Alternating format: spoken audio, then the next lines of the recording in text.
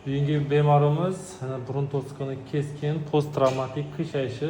Bu chap burun bo'shlig'ini ko'rib turibsizlar. Chap burun bo'shlig'ida yana qattiq suyak yonboshga qarab o'sib chiqib turibdi.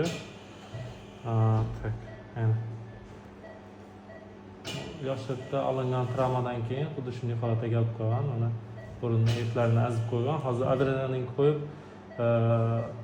chanoqlarni kichraytirgandan keyingi holat bu. Mana shunday holat. Hop.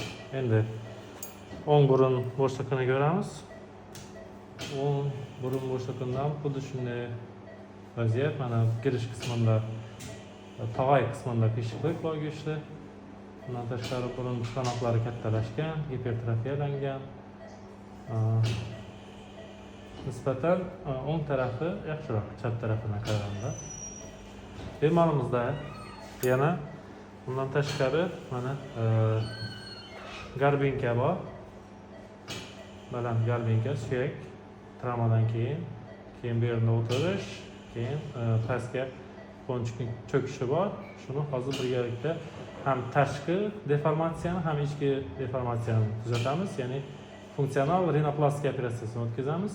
Estetik jihatdan burunni chiroyli ko'rinishga keltiramiz, ham nafas olish funksional jihatdan nafas oladigan qilib beramiz.